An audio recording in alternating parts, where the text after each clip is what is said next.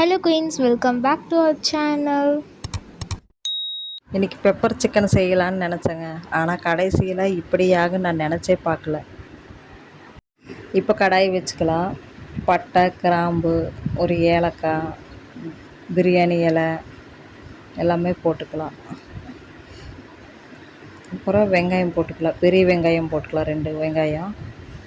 அது கொஞ்சம் நல்லா வதங்கணும் ப்ரௌன் கலரில். கருவேப்பிலை போட்டுக்கலாம். கொஞ்சம் நல்லா வதக்கிட்டு மசாலாலாம் நான் ரெடி பண்ணி வச்சுக்கிறேன். எல்லாம் வறுத்து வச்சுருக்கிறேன். இந்த மசாலா எல்லாத்தையுமே பொடி பண்ணி வச்சுக்கணும். இந்த மசாலா எல்லாமே நல்லா பர்ஃபெக்டாக நம்ம வறுத்து ரெடி பண்ணால் தான் இந்த சிக்கன் மசாலாவுக்கே கொஞ்சம் நல்லா டேஸ்ட் கொடுக்கும். இப்போ வெங்காயம் நல்லா ப்ரௌன் கலர் ஆயிருச்சு. இப்போ இஞ்சி பூண்டு தக்காளி ஒன்று போட்டு நல்லா இஞ்சி பூண்டு பேஸ்ட் அரைச்சிக்கலாம். அதுதான் நல்லா டேஸ்ட் கொடுக்கும் இந்த மசாலாவுக்கு. தக்காளி போடுறதுனால கொஞ்சம் டேஸ்ட் இன்னும் நல்லாயிருக்கு. இஞ்சி பூண்டு பேஸ்ட்டு ஆட் பண்ணியாச்சு. அதுவும் நல்லா வதக்கலாம். கொஞ்சம் நேரம் எண்ணெய் பிரிஞ்சு வர வரைக்கும் கொஞ்சம் நல்லா வதக்கணும். அப்போ தான் டேஸ்ட்டாக இருக்குது.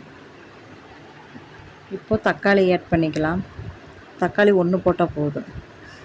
தக்காளி போட்டு நல்லா வதக்கலாம்.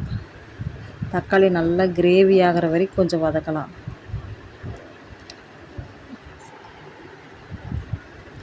தக்காளி கொஞ்சம் வதங்கிருச்சு. இப்போ நம்ம மசாலா உப்பு போட்டுக்கலாம். அப்புறம் மஞ்சத்தூள் கொஞ்சமாக போடலாம். அப்புறம் மிளகாத்தூள் 1 ஸ்பூன் போட்டுக்கலாம். மல்லித்தூள் 1 ஸ்பூன். ஏன்னா ஏற்கனவே நம்ம அந்த மசாலாவில் எல்லாமே வறுத்து அரைச்சிக்கிறனால அளவாக போட்டால் போதும். கொஞ்சமாக மல்லித்தூள், கொஞ்சம் மிளகாத்தூள் போட்டாலே போதும். எல்லாமே அந்த மசாலாவிலேயே நம்ம எல்லாமே ஆட் பண்ணிக்கிறோம். அந்த மசாலாவில் நான் என்னென்ன இன்க்ரீடியன்ட்ஸ் போட்டேன்னு உங்களுக்கு தெரியணுமுன்னா நீங்கள் டிஸ்கிரிப்ஷனில் செக் பண்ணுங்கள். இப்போ கொஞ்சமாக 1 டம்ளர் தண்ணி விட்டு கொஞ்சம் நல்லா கொதிக்க விடலாம். அப்போ தக்காளி கொஞ்சம் நல்லா வதங்கும்.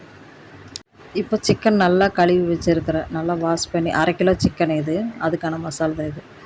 சிக்கனை போட்டு கொஞ்சம் நேரம் வதக்கலாம். அந்த எண்ணெயிலேயே கொஞ்சம் நேரம் வதக்கிட்டு 1 டம்ளர் தண்ணியை ஊற்றி கொதிக்க விடலாம். 10 நிமிஷம் அந்த தண்ணியிலேயே கொஞ்சம் வேகட்டும் சிக்கன்.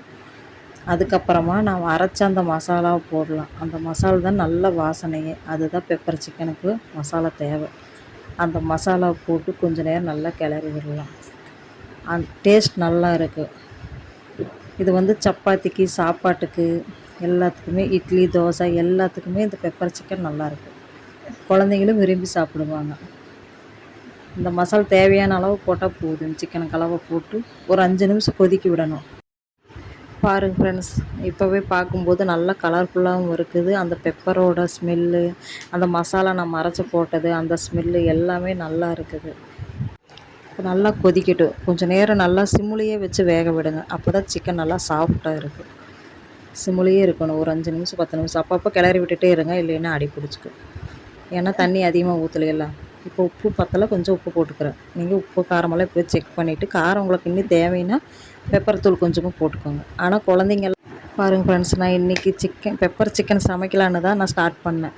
ஆனால் இவ்வளோ டேஸ்ட்டாக இவ்வளோ அருமையாக வரும்னு நான் நினச்சே பார்க்கல. உங்களுக்கு பார்த்தாலே தெரியும் பெப்பர் சிக்கன் எவ்வளோ அருமையாக இருக்குதுன்னு பாருங்கள் டேஸ்ட். நீங்களும் ஒரு டைம் இந்த பெப்பர் சிக்கனை கண்டிப்பாக ட்ரை பண்ணி பாருங்கள். எல்லாருக்கும் பிடிக்கும். பாய் ஃப்ரெண்ட்ஸ், நெக்ஸ்ட் வீடியோவில் பார்க்கலாம்.